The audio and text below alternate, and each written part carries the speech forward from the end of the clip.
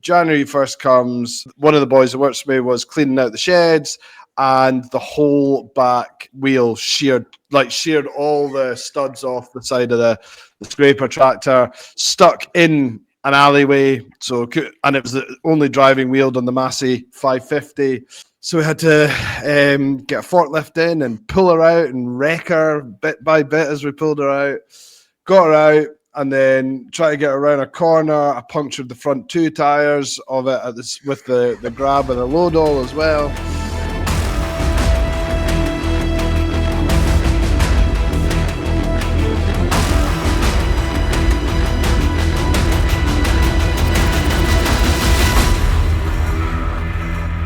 A happy new year to everyone out there, and of course to you, Nick, and to you, Jim. This is the first podcast of 2025.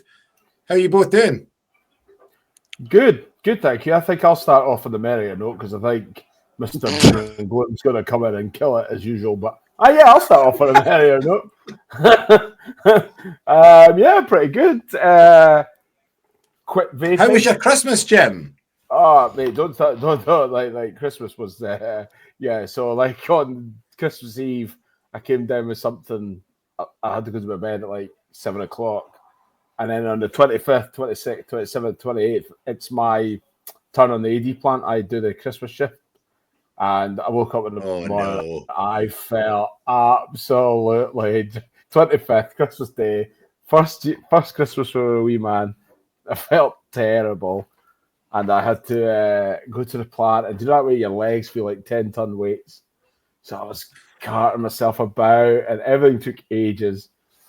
Got back down to the house, and Alex had set everything up for Christmas with me, Max, and my enthusiasm level was like, I was like wrapping paper, cardboard, and I had to build this tractor, one of these little sit-on things, and it's got the metal pins that go through the axles. And they've got these horrible little plastic metal clips on the end, right?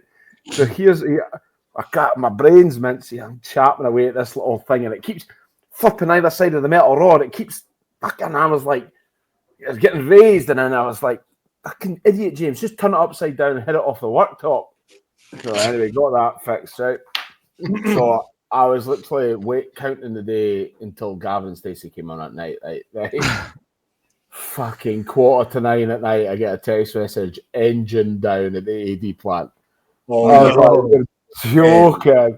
On Christmas Day? Yeah, and it wasn't a simple like, it's had a fluctuation in the grid. It's just a safety feature.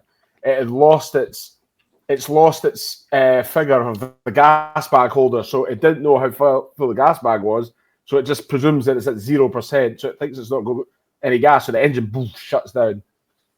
So I had to wire in a pressure sensor, and we've never really run it. Well, we've never run it off of to change the engine on pressure rather than we've always used it on a digital number like 74%, 80%, stuff like that. We've never done it on gas pressure. So that was just I got back down at about 9:30, got to 10 o'clock, something like that. You missed Gavin and Stacey. I had it on record, but then we started watching it. And have you ever watched something with your mum when she's never watched the stuff before? You know, like who's that? Who's that? What are they doing? Just don't get the jokes. And then at one point, Mum's sitting there 10 minutes in, and she goes, "Do you know what?" I was like, "What is it?" I'm fucking sitting there like, just nobody speak to me. I was like, "Yeah," and she was like, "I'm just really like Pam. I'm just so like Pam." And I was like, "You really are." She was like, "You're so like Smithy." I was like, "All right." Cheers, Ma. I know. So, yeah, but apart from that, I'm off quit the old vapes. Have you?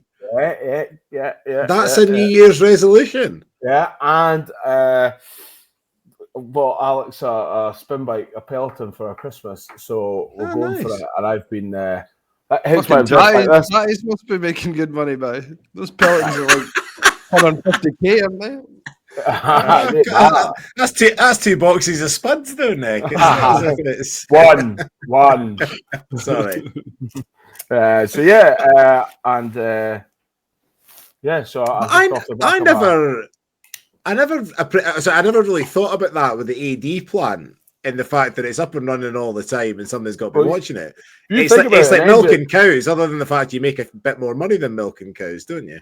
Well, I'm not sure about that, to be honest with you. Depends how many cows you're milking. Well, that is true. Yeah, that is true. It was a friend of mine told me milks about 300 odd cows. He told me what his milk check was every month, and I was a bit like, all right, yeah, you can work at that. That's why there's a lot of people starting to get into like the egg job, and like maybe some boys are more the dairy because it's just consistent. And okay, it can be consistently terrible if you don't get your costs right. But I was going to say, but it's also a consistently terrible lifestyle. I did it in New Zealand for 12 months or something, and you fucking wake up at 2 o'clock in the morning, you work till 8 o'clock in the morning, you get about 4 hours kip, and then you start again at 2 p.m. in the afternoon and work till 8 o'clock at night. Fuck that for a laugh.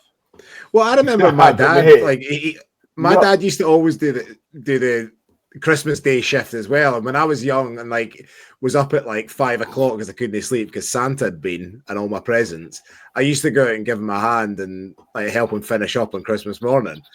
And then, but yeah, it's like you're on all the time, 365 days of the year, 2 or 3 times a day. It's got to be manned. But let's be honest, you get yourself to like a 300, 400, 500, 600 cow now. A lot of these boys aren't doing many milkings themselves at all. If they're a one-man band, if they've got 2 or 3 brothers and they've got all chip in to make it work, yeah. But if there's a one-man band, not many of them doing it themselves anymore. Oh no! You need help. Yeah, but see, Nick started to think. Wait a minute. Right? Okay. Okay.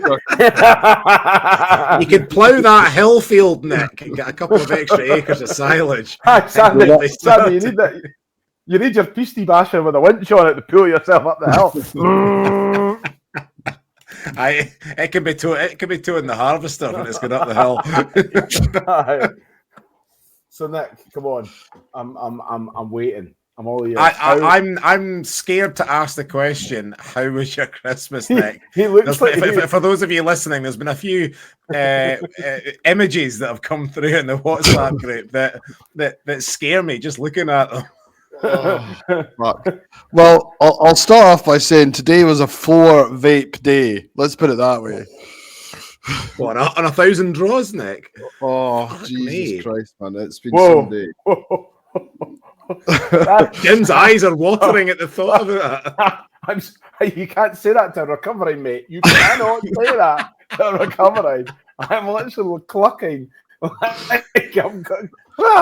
I couldn't even taste it by the end. It just tasted like fresh air. I was fucking inhaled too much of it. Are you doubling up? Were you doubling up?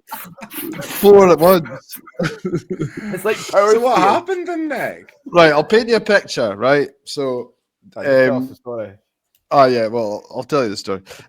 So basically, Dad's slowly retiring, and part of this retirement scheme is that he goes away on holiday more often. And I was like, he's like, right, over Christmas, I'm going to go away for 6 weeks. I'm going to go away from the middle of December to end January. I was like, brilliant. Where did he go for 6 weeks? Well, he's got New Zealand, Australia, and Vietnam. Oh, but anyway. I thought you were going to say Girvan. Yeah, no, so we holiday abroad, actually. We're not from Zanka. But so anyway, he's away. And what I've really, really realized is working a man's setup when he's not there with his machinery from the 1980s when he's not there is really, really frustrating because you can't blame him and you don't know all the little guys in the area that fix all his little bits of crappy machinery here and there. So, yeah, Christmas was fine. It was really lovely. All about Tilly. That was great. And then everyone was pretty quiet through New Year as well. But anyway, January 1st comes. I'm like, right, new year, new me, or whatever they say. But anyway, January 1st comes. One of the boys that works for me was cleaning out the sheds. and the whole back wheel sheared all the studs off the side of the scraper tractor, stuck in an alleyway. And it was the only driving wheeled on the Massey 550. So we had to get a forklift in and pull her out and wreck her bit by bit as we pulled her out. Got her out and then try to get her around a corner. I punctured the front 2 tires of it with the grab and the load all as well. Anyway, so that was the first thing. And then I shouldn't laugh.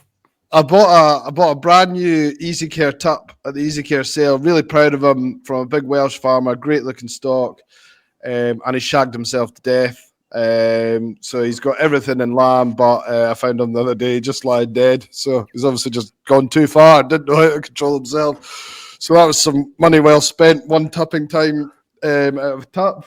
What else gone wrong? Oh yeah, so we stupidly our big cow shed's not attached to the mains at the moment, so we rely on the rainwater from the roofs. Power of water. Yeah. So we rely on the rain from the roof because it's a big shed, and usually it's fine. But when we do run out, we've got a big water tanker, like a slurry tanker, but we only put water in it. That we go down. I don't know how much to say, but basically we get water from somewhere. Anyway, and we have 2 of them. One of them has been broken for 2 years, and we've never got it fixed because we didn't need it. The other one, I don't know what happened, but suddenly the whole back fell off of it, whether it was rust or someone just rammed it into a dike. I don't know. So I've spent the last 2 days trying to fix the other one so we can get some water to the cows. Got really close to the stage of just letting all 200 cows out of the shed to run around the fields and find some water. So yeah, it's been fun. Been really good start to the year. A good 8 days. Fucking yeah, really enjoyed 2025 so far. And what happened today then? Or was that just ongoing? That was the whole. Well, we were scanning our mules at 8 a.m. this morning. I was out till God knows what time trying to get this water thing last night, and then at it again all afternoon today. And it's just leaking from every orifice. I've been into Gordon's and Castle Douglas 3 times today to get different parts, and nothing seems to stop the leaking. We've had the welder out. So we were getting it half full and then racing home as fast as we can to then get some of it into. You've no idea, man. And I've got a picture. Like that. So mad at my dad, but I don't want to ruin his holiday and tell him how crap life is here. So yeah, the thing is, sorry, go on. No, yeah, it's just fucking right, and I'm having staff problems as well. I just want to jump in front of a bus.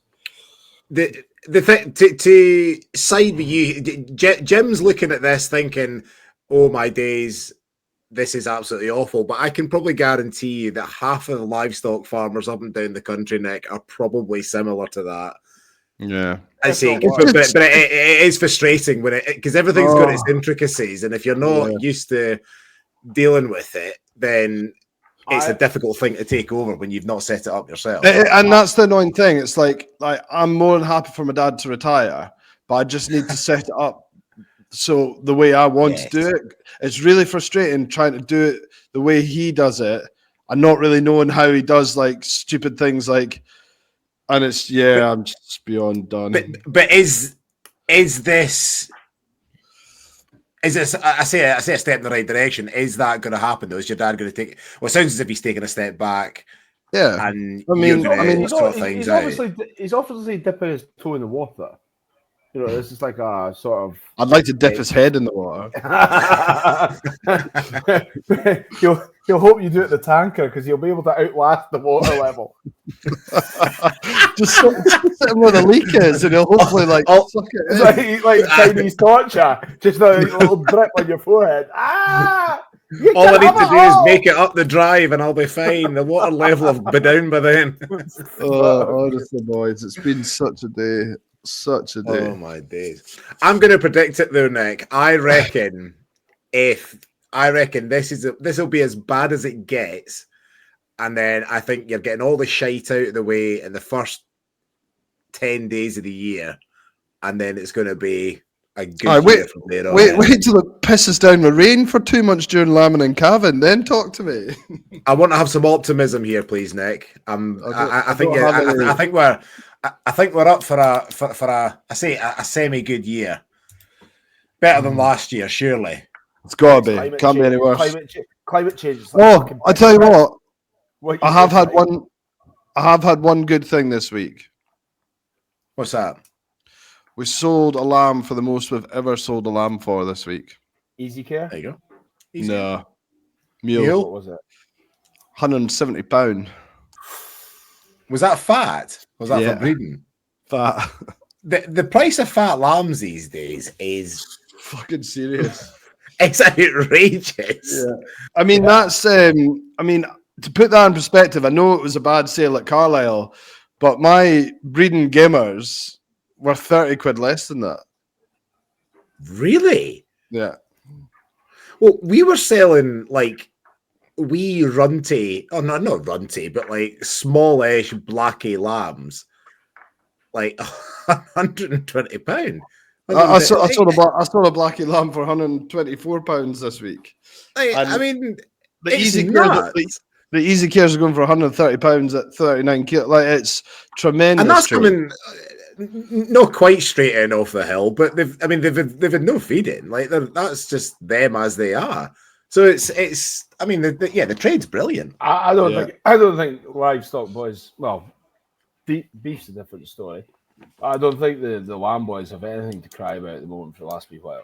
Oh, here we fucking go. This is honestly, I'm sorry. Jesus, we're 16 minutes in and he's on his bloody high horse already in the first podcast of 2025. I'm not having it. Unbelievable. I'm not having it. Like, you boys just like... He's on the wind up. I can see it from his face. He's on the Peloton bike. He's there. I'm deliberating. Do I go there or not? Because if I go there, I'm like, I'm on the brink of the point of no return with this. What I'm about to say, so I always remember Mark telling Nick and I at the very start, if you're not true to yourself, your podcast will fail. So fuck it. Here we go. What a quote! What a quote that is. Oh, like, what do you need to buy? Like, a fucking Prattley handling system is like Rolls Royce. A couple of quad bikes, and all of a sudden you're selling things that eat grass that grows for fucking free. You sprinkle a bit of fertilizer on it. You take them in, give them a bit of click, give them a cobalt shot, and put them on a lorry, and it's like you're getting more than boys get for a ton of ties. Jim. No, I'm not having it. I know he's winding folk up. You will Says never the man be able... who's sitting on 500 acres of some of the best productive ground in Scotland. Nick, sorry, Jim, you're in less favoured areas, boy. Do you know what temperature it's going to be in the farm tomorrow? I had a look at the BBC weather. Minus 11. Minus 11. We're in double figures, boy. Right, it's the time of year for it. You should be prepared for that. I'm really struggling here. Like, really struggling. Nick is actually poised to leave. I'm sensing Nick's going to stand up and go. I know what you're doing. You know how tired I am. And you're going for me. I just can't figure it out. I'm like, take a deep breath, Nick. Just hold your tongue. It's difficult to fill a couple of jerry cans once a day. Like, I mean, do you know what I mean? It's like we're pumping in like 2,000 litres of diesel and tractors a day just to plant the thing. I'm like, you guys are going around with a 400cc with a snacker. You know what I mean? To be fair, I couldn't live without a snacker, to be fair. You know, they quantify how much spray paint they use on their marker because they're like, oh, better not use too much. Just a wee dots. He's getting above himself. He's done well. He's got a really good basic understanding of stock farming. Prove me wrong.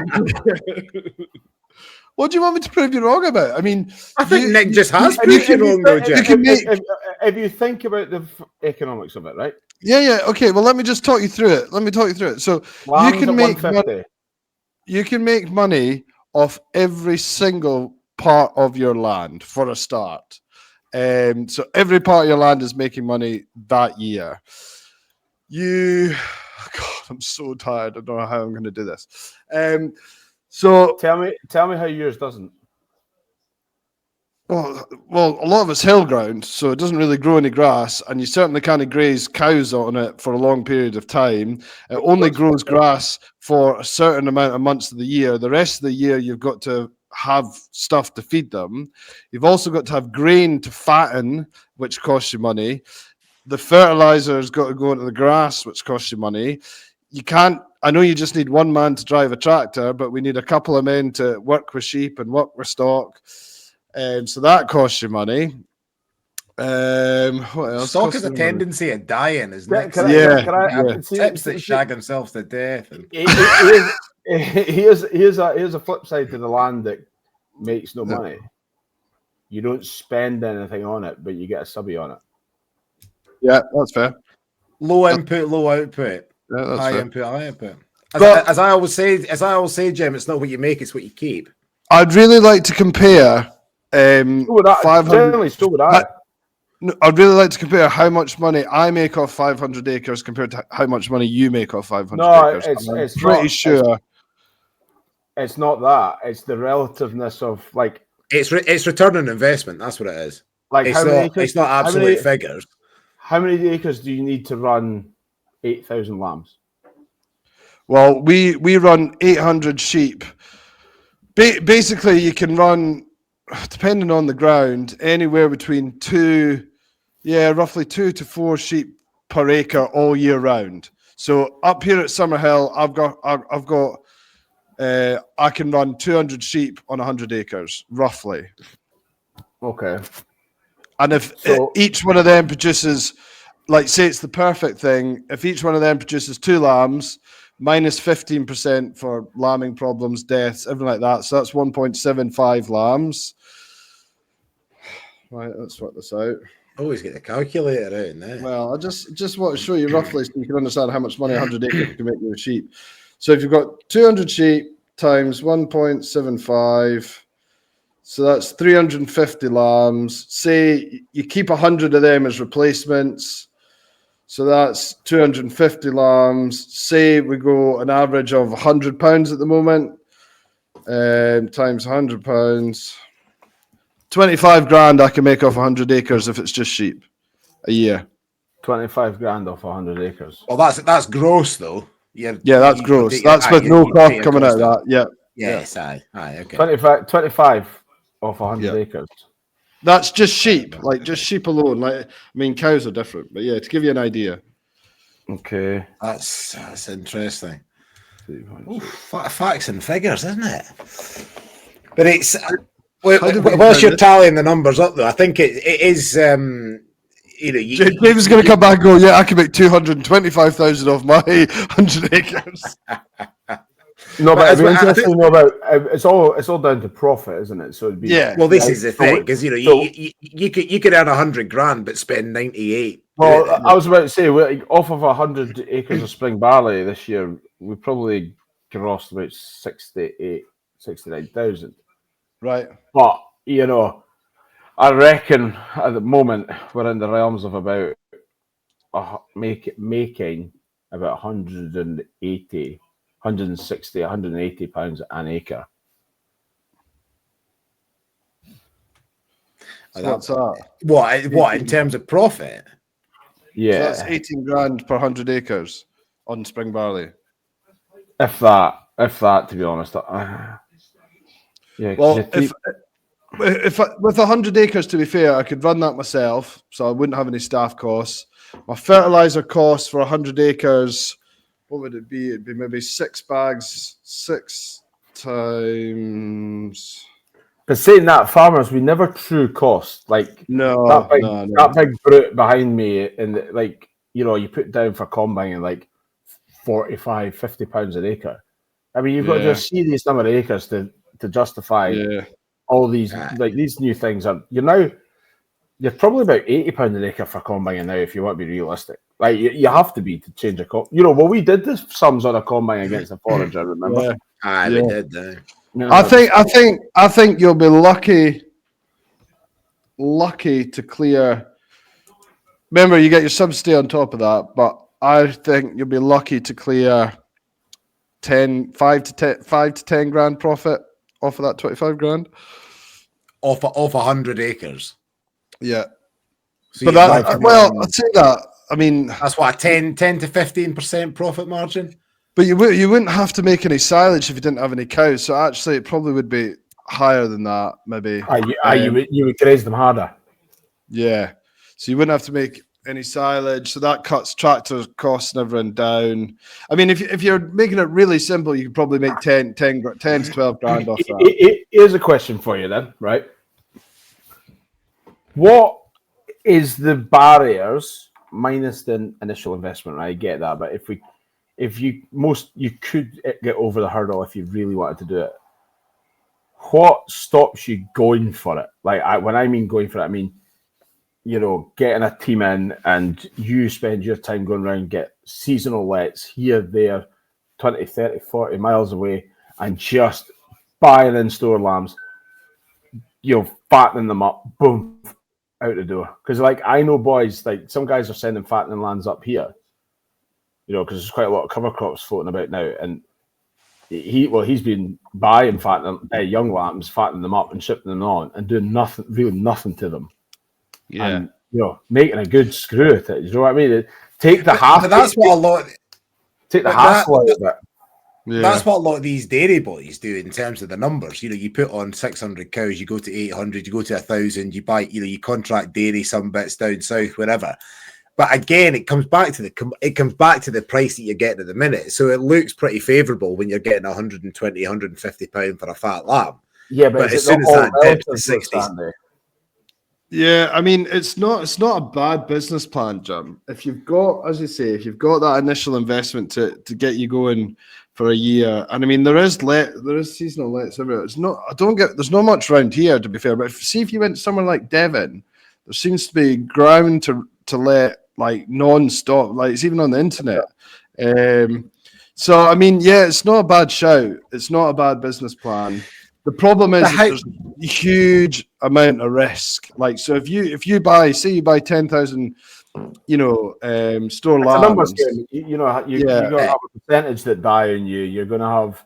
Aye, but I mean, it's not even that. It's just the logistics of it. What happens if you lose a bit of land? Where you're going to put 6,000 of those? I mean, I don't think it's a bad idea at all, and it would make for a seriously easier life than doing lambing and stuff like that. But also, how much fun is there in fattening lambs? But you say it's an easier life, though, Nick. I mean, if you let's take, for example, you decide to go and do it. As you say, there's not many seasonal lets around you, so you've got to go a bit further afield, and you've either got to have incredibly good staff that you can trust with your life, or absolutely. You go and do it yourself. And there's only so many places that you can be, or so many, there's only so much time in the day. And so I don't think it's easier. It's I mean, sadly, I could feed 10,000 fat lambs myself every day if they were close enough together. I mean, that's no hardship. Stick the snacker on the back of where you go. I'd love that to be my day. Well, would I though? This is the thing. I say that after about a week. I know. But then it's all about quality of life, isn't it? You weigh up. You take out the hassle of being the producer. I mean, the primary producer, the heartache of all that. You don't pay the penalties if it's a horrendous lambing, but you do because the store price tends to go up. But if the store price goes up, it means the fat price tends to go up. It's not very.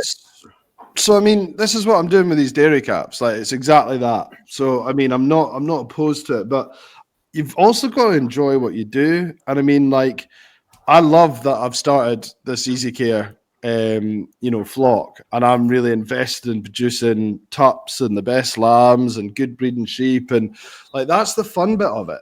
If you don't enjoy it and you're not working towards something, I mean, anyone can. Do you not think you would enjoy that? No. I mean, I'm really enjoying having the calves because they're actually pretty wonderful animals to muck around with, and actually they're growing well, and I like to see calves doing well. So, but I mean, there's no work to it. I mean, I've had to run them through the scales and give them the odd jag and drench and stuff, but that's it. Whereas with my easy cares, it's a completely different story. I'm building something. So for me, I mean, I'm doing what you're saying on dairy calves on a smaller level, but the fun and enjoyment in the job for me is working with something that I'm building. But that's an interesting thing to reflect on at the end of the year or the end of this year or whenever you get rid of the dairy calves, is to look back over the past 12 months and say to yourself, this is what we've made. Was it enjoyable? And did I get what I wanted out of it? As you say, you know, you might make X number of £1,000, but was it worth it? You know, because I think if it was, you know, if you end up with 100 grand in your pocket, you're probably going to say, yeah, fuck it, it was great. But if you end up with 1,500 quid at the end of the day, you might think, nah, it's not worth it. So it'd be an interesting one to reflect on. Is it scalable? Like without? Yeah. Massively. Dairy? No, but I just mean, just generally. Next individual business, is it does something else?